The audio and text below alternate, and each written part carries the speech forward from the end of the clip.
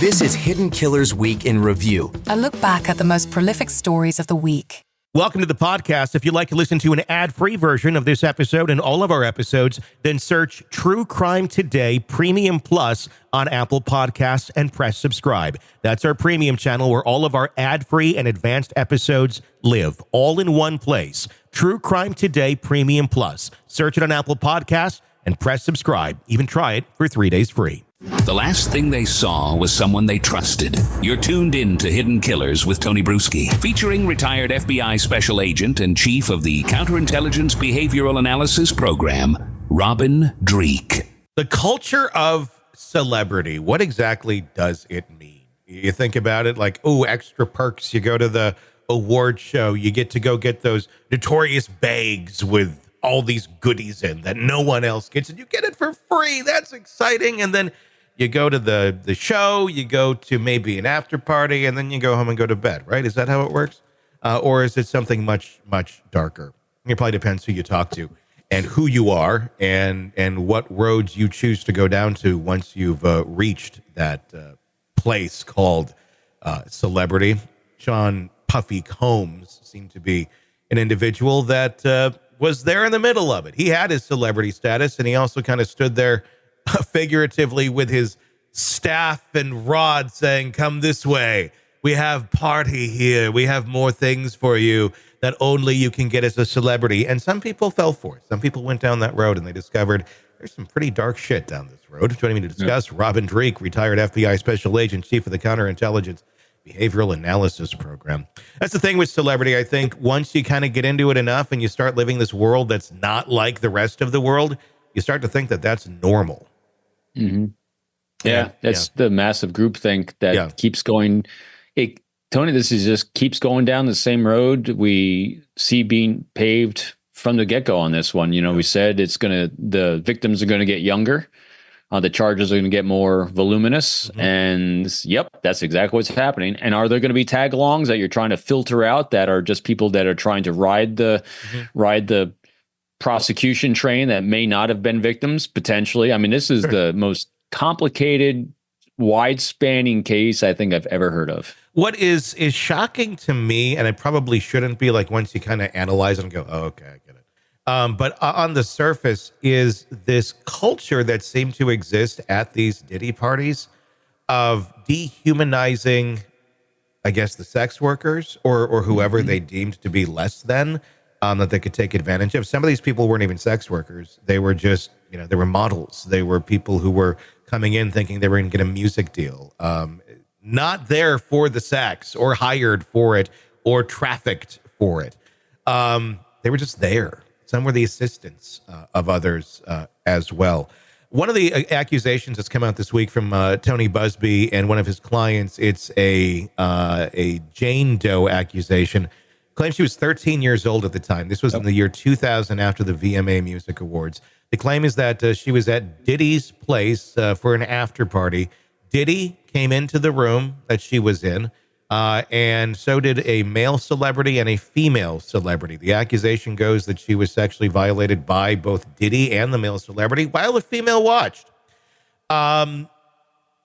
This is, I mean, that speaks to a culture where, like, this is normal. Nobody's shocked by this. The woman didn't go like, oh my God, what are you doing? Or try to stop or run away. I mean, you could look at that and go, was that a culture of fear? She was fearful and didn't say anything that way? Or was it more so, she's used to this. She's used to seeing her significant other go and rape somebody in front of her. And it's like part of the life. It's so bizarre. So remember, we've talked about this before, and it's going to be the continued theme of everything he does and everyone around in a circle does. He's all about power and control. Everything we see coming out is going to be an act of power and control. And literally, so let's take that step back. The life of a celebrity, and these celebrity parties and what they're doing to other people. This is not about sex. It's not about anything except power and control. So when we look at many, not all, there's a few celebrities today. What are they trying to do? These people, some of them have barely any education, any background in anything in life except what they do, their art and their craft, and yet they're trying to have power and control over what people say and vote on. Yeah. Power and control. this is, again, it's easy for people to get drunk on power. Yeah. Because what's going on in the brain is the dopamine's flowing, the oxytocin, endorphins, all the pleasure centers are firing in the brain for numerous things we do in life: sex, drugs, rock and roll, chocolate, good, healthy relationships, and power and control. Yeah. It's because it allows in there. Yeah, see, I mean, so you can either go down the good road of chocolate chip cookies and having good, healthy friends and being of service to others, or you can have power, control, and manipulation of others. It's all, our brain chemistry is all doing the same thing. Yeah. Remember, we said that with Diddy. If he had just taken, like many others, taken his celebrity, taken his resources of wealth that he had, and channeled that into full service of others, this wouldn't have been happening. Because his brain would have been rewarding him in that same way, just like all these people. But that takes work. It takes work to be of service to others. And a lot of times people don't have patience to put in work to be in service of others. It's a lot easier to go down the road of power and control because it's quick fix. And I think that's what it was. A quick fix. And also, if you're in service of simply yourself, you're getting all of the glory. I mean, the quick things. You're not getting the long-term benefits of seeing someone else thrive and helping them along, but they don't even know that because they don't usually go down those roads. It's just me. What can I get to fill that those endorphins at that moment in time? There's another piece of the case that came out this last week, another one from Tony Busby. This one is involving a business owner that allegedly someone who helped a lot of celebrities get jewelry and things of that nature for appearances and such. Very prominent individual. The name is not listed here. One could speculate, but this was at a Ciroc vodka promotional party. Claims that Diddy took him to a room, exposed himself to him, thinking something was going to happen. And it took an A-list sports star who allegedly came in, broke it up and said, hey, just get out of here. This is not okay. And prevented an assault from taking place. That's an interesting angle that we're starting to see. I'm wondering how many other accounts like that we're going to see of other stars, celebrities, or whoever, people with power that were at these Diddy parties that maybe were surprised by some of the behavior that happened after a certain hour and were like, what the fuck? And did kind of do their thing of like stepping in, but then getting the hell out of there. Because we have heard a lot of people who are like, yeah, 10 o'clock or whatever, 12 o'clock, I'm out of the Diddy party. It's not for me. They just kind of start to see, okay, things are changing, time to go home. Maybe never truly getting a big grasp of what in totality actually goes down at those parties. I mean, what's your thoughts on that? The star stepping in and stopping an assault from the party thrower, Diddy, allegedly. Yeah, I think we're going to see that. I'm friends with a few people that have, that are in high level sports, professional sports and things like that. And they are those kinds of people. There's a tight network, kind of like in any good, healthy group and organization. There are good people that are going to watch out for you that already have reps on things to avoid. I remember, believe it or not, when I was in New York, many, many years ago on my first tour in New York City, we had a thing called the Goodwill Games, kind of like the Olympics, but kind of more domestic. And so we had the Goodwill Games, and I'm helping out security at the Waldorf Astoria Hotel in Manhattan, and this is where a lot of the athletes are staying. CNN, Ted Turner was kind of organizing this thing, and I'm here walking in the lobby, and in walks Shaq. Mm-hmm. And Shaq's got his entourage with him. And and he actually called over me and a couple of the other FBI guys and a couple of NYPD guys and said, hey, just me, just to help, be a buffer for me if you would. And I was like, yeah, sure. And I remember a few people walked up to him, and females, and wanted to take some pictures with him. And he goes, no pictures. And it's like, and I remember when they had walked away, but he's extremely friendly, extremely gracious, a very nice guy to be around. And I said to him, hey, Shaq, why no pictures? He goes, oh, that'll go sideways really quick. People are going to use that against me, and, people can do nefarious things. And so I have a rule of my code of conduct. And I've seen that with other people in those positions as well. They're staying as good and healthy as they can. And then what I saw him also doing was he had another celebrity with him. big athlete, and people wanted to take pictures with him, and he goes, no. And he was the one pulling him out, saving him from those situations. So you do have people like that are doing those things. And so it's important for it's not where it's not hard to imagine that this is what's also happening at these parties, because what was happening, I think, is you at a certain hour, the filter would start happening.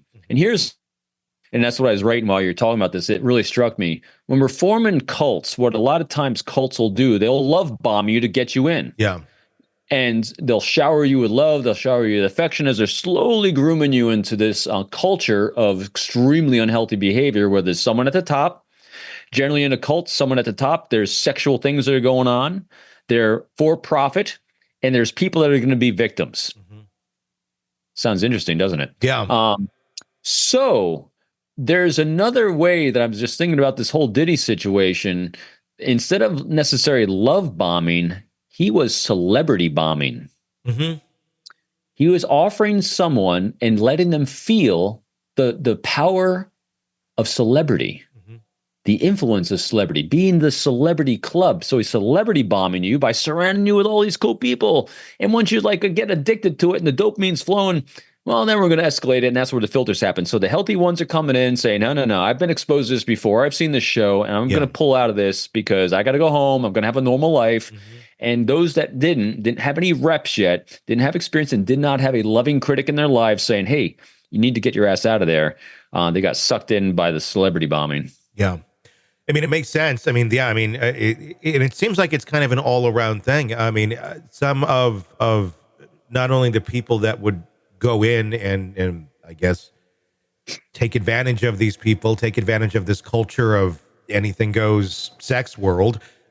He did the same thing with the victims themselves that came in and promised celebrity, promised, this is how it works. If you want to get into this world, we've all done this. This is just what it is. And that's how they groom them to think, oh, well, it's the price of admission, essentially. If I want all this fame and fortune over here, I guess I got to do this really uncomfortable or traumatic thing right now to get there. And it's the same. It's a casting couch story, just on a very glamorous level, I guess, if you're at Diddy's white party.